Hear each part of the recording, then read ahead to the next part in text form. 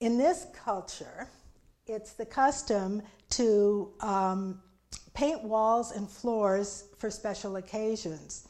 And I've read that this kind of Gond artwork is a form of prayer, and I can really see that or imagine that if you're doing some repetitive thing with lots of little lines and everything, it becomes almost meditative. Shyam grew up helping his mother decorate their home with images like this. And I don't think this is his mother. This is retrieved from the internet. But it's a very similar kind of situation. Each painter has his or her own distinctive line that's a signature form of a line drawing.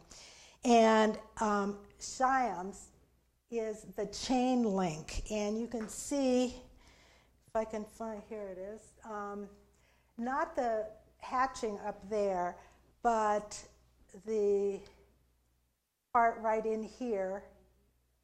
And oops, there he is. And right up along there. And that's the kind of line that you won't find in somebody else's artwork, only in his artwork. As for this kind of cross-hatching stuff up here, I think you might find that elsewhere. Now I'm a little jumping. Okay, so here he is. I want to talk about, give him a little bit of his background before getting into the book itself. At the age of 16, he moved from his village in the city of Bhopal in search of work, and he soon became an apprentice to his uncle, who was also an artist. But Baju's talent really flourished very quickly, and in 2001 he received a state award for Best Indigenous Artist. And somehow he came to the attention of somebody in London who owned a restaurant with Indian food, and they invited him to come and paint the walls of their restaurant. So he took his first trip outside of central India to go to London. His first trip on an airplane. His first trip outside of the general area where he was from, which was more or less a jungle area. At least that's where his tribal village was located. Bhopal is also in the central part of India. So he came back with a book called The London Jungle Book, which is a travelogue telling about viewing London through his eyes. And this is really fun. When Two Times Meet is one of the illustrations. It exemplifies the Gond artistic tradition of making things a certain size because of their importance. So he has Big Ben and a rooster the same size because they are equally important in each culture. Yeah, so Westerners live their life by the clock. It's very important. And in India, in his village, they live their life by the rooster, right? The rooster wakes them up in the morning, and then they go to bed, when the sun sets. And he made the eye of the rooster into the clock face because Big Ben seems to the artist like a big eye watching over London, reminding people of the time.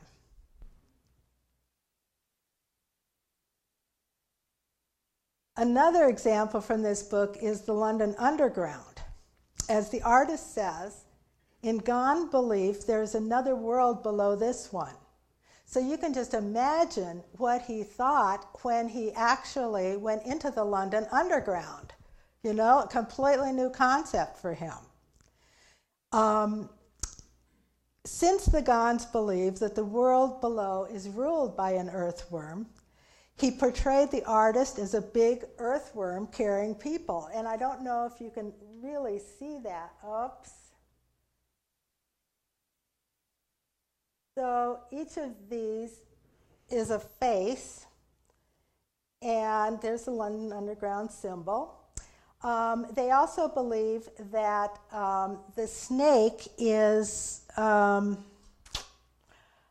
earth, signifies earth. And so all of the roots, so this would be like a map, an underground map. All of the roots are snakes, and these are spider webs. And the only full human figure besides just the heads is the busker, and he added that because he felt that the busker, the entertainer, was the only relaxed person that he ever saw in the London Underground.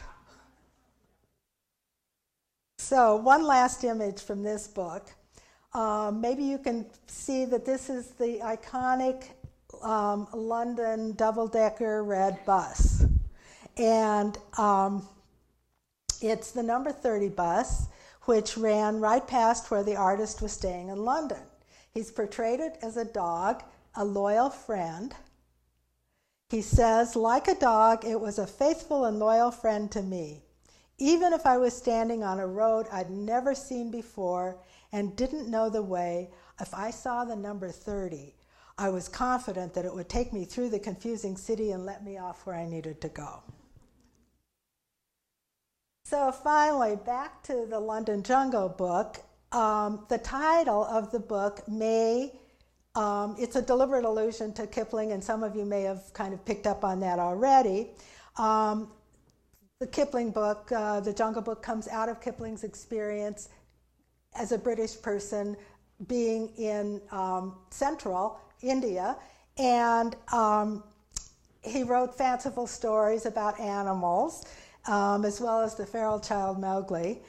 And in the London Jungle Book, we have the reverse. We have an Indian man from the same jungle area voyaging to England and interpreting London in light of his own culture.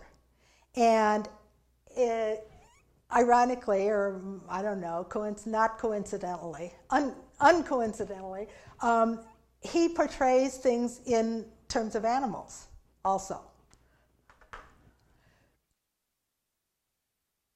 So the other book that I wanted to talk about just briefly is Pheasant and Kingfisher. This is an Aboriginal Pourquoi story that tells about why each of these birds makes the sounds that they do. It was collected by an anthropologist, and the person who illustrated it is Aaron Meeks, who is an Aboriginal Australian. He grew up learning art at the knee of his father, but he also went to City Arts Academy or art school in Sydney. So here is a sampling of an illustration. Oh, here he is. Here's a sampling of some of his fine art that sells in galleries and museums, or is held in museums and sells in galleries. And this is a picture from Pheasant and Kingfisher, and as he tells us, in some Aboriginal art, animals are drawn with lines that show how they are cut up for eating. So here we have lines along here. Here's where you'd cut, right? The Butcher's Guide to Pheasants and Kingfishers, I guess. Same thing down here. So that's yet another kind of art that is symbolic that we don't understand unless it's explained to us. So now I want to turn to the artist who won the Hans Christian Andersen Illustrator Award when I was on the jury. And this is Roger Mello. This was taken in Bologna when the day that he found out he won, so that's why he has such a happy smile. I'm going to talk about, I think I'm going to only talk about a couple of his books. I was going to talk about more, but I'm going to skim through some of them. Now Caterina, or Caterinetta, is a book that's based, where he has taken a folk story or a folk ballad that is very well known in Brazilian culture. It originated in Portugal, and has illustrated it.